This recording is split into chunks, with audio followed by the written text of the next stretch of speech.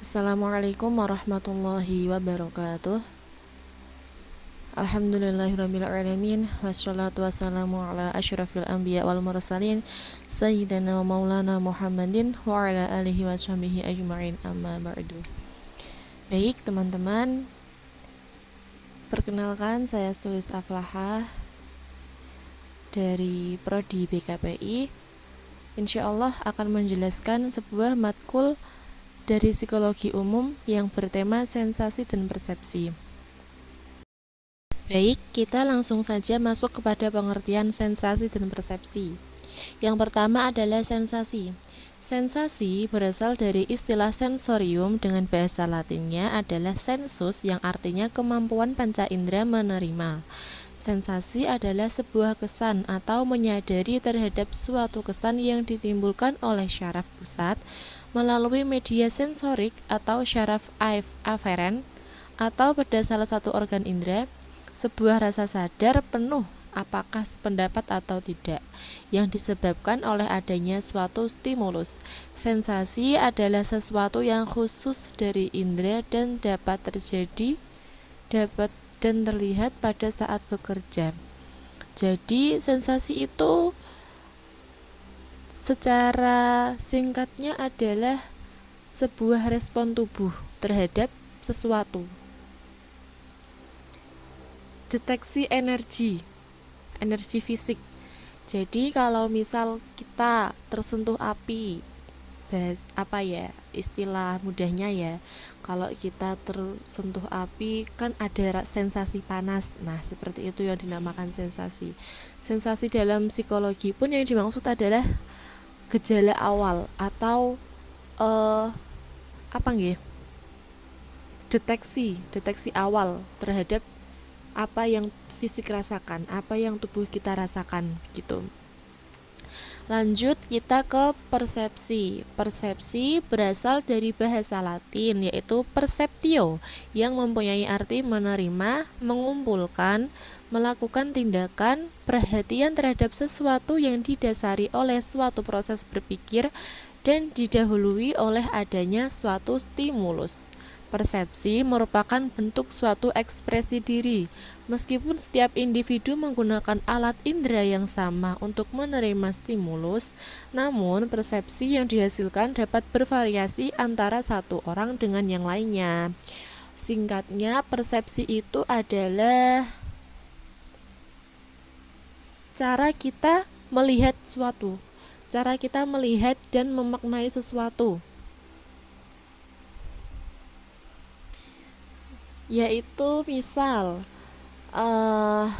kita ada sebuah kejadian, misalnya ada seorang anak bertengkar dengan temannya, yang satu ngotot, yang satu juga sama-sama ngototnya.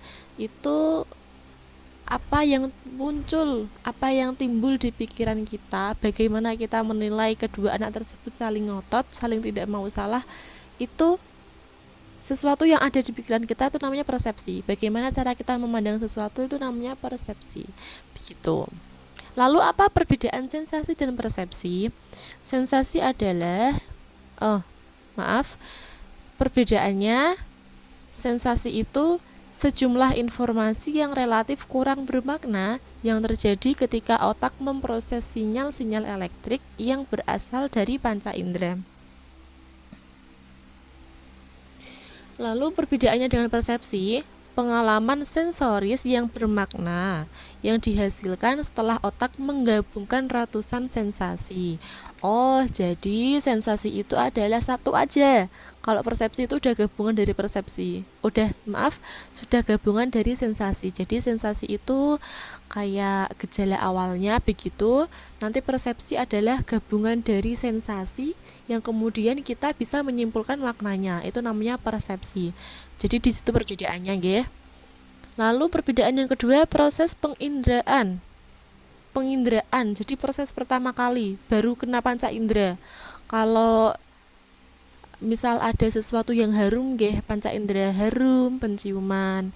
Kalau misal telinga kita mendengar sesuatu, teriakan, nyanyian atau bacaan Al-Qur'an, itu nggih indera telinga. Perbedaannya dengan persepsi apa? Sekumpulan tindakan mental yang mengatur impuls-impuls sensorik menjadi suatu pola bermakna. Intinya kalau persepsi itu sesuatu yang sudah bermakna, sedangkan sensasi adalah gejala awalnya saja, nggih. Lanjut, proses penerimaan rangsang, nggih, seperti yang tadi saya jelaskan, rangsangan pertama. Terus persepsinya adalah hasil interpretasi terhadap rangsang-rangsang yang diterima. Begitu kurang lebihnya memang, nggih. Jadi lagi-lagi kalau sensasi itu nggih cuma awal, persepsi itu yang sudah lebih bermakna, yang sudah kita pikirkan, sudah kita analisis begitu. Proses diterimanya rangsang sampai rangsang itu disadari dan dimengerti itu persepsi. Sensasi adalah masukan mentah, persepsi adalah bagaimana otak mengatur dan menafsirkan sensasi tersebut menjadi makna. Begitu kira-kira kurang lebih singkatnya perbedaan antara sensasi dan persepsi. Baik, semoga bisa dipahami. Kita lanjut kepada mekanisme sensasi. Mekanisme sensasi, energi fisik atau stimulus, lalu ditransduksi oleh impuls syaraf atau impuls syaraf sensasi, lalu ada organisasi, interpretasi, dan menjadi pengalaman bermakna atau persepsi. Stimulus atau rangsangan berupa energi fisik, bisa cahaya, getaran, suara, atau suhu. Transduksi adalah pengubahan energi stimulus fisik menjadi impuls syaraf, atau energi elektrokimia yang dapat diproses oleh otak. Setelah transduksi, impuls saraf dikirimkan melalui jalur saraf atau saraf sensorik menuju area spesifik di otak. Ini merupakan data mentah. Impuls syaraf menjadi sensasi. Otak mulai mengelompokkan sinyal-sinyal mentah menjadi pola yang koheren atau organisasi.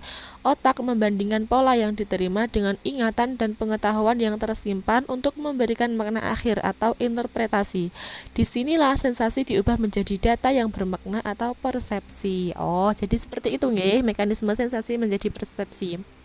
Yaitu ada energi fisik, ada sentuhan awal, rangsangan awal, lalu ditransduksi, energinya diubah menjadi impuls saraf atau energi elektrokimia, lalu setelah itu dikirimkan menuju area spesifik di otak. Ini adalah impuls syaraf diubah menjadi sensasi, lalu sensasi-sensasi itu nanti ada yang sudah tersimpan, ada yang baru saja terekam oleh otak, dikumpulkan, diorganisir menjadi sesuatu yang bermakna. Nah, sesuatu yang bermakna itu namanya persepsi, begitu. Lanjut, hubungan sensasi dan persepsi. Keterikatan sensasi dan persepsi. 1. Sensasi dan persepsi merupakan dua aspek yang saling terkait dalam proses pengambilan informasi. Nggih, jadi seperti itu nggih. Sensasi kan awalnya, terus persepsi kan setelah kita menimbang, setelah kita menilai. Jadi memang sensasi dan persepsi itu saling terkait, aspek yang saling terkait untuk kita mengambil informasi. Nomor 2, keduanya berada dalam hierarki sistem penglihatan manusia, di mana sensasi adalah tahap awal dan persepsi adalah tahap berikutnya. Paham? Paham nggih? Nomor 3, sensasi dan persepsi tidak hanya melibatkan objek atau benda-benda alam, tetapi juga berbagai hal yang dapat dirasakan oleh manusia. Seperti tadi, suhu. Lalu, sebentar, yang nomor 3. Tidak hanya melibatkan objek atau benda-benda alam, tapi juga berbagai hal yang dapat dirasakan oleh manusia. Lebih ke hati nggih, lebih ke perasaan begitu. Yang nomor 4, kesadaran terhadap sesuatu tidak hanya disebabkan oleh stimulus, tapi juga oleh respons dari reseptor sensorik. 5, Persepsi berfungsi untuk mengatur dan mengevaluasi sensasi guna memperoleh informasi yang lebih lengkap.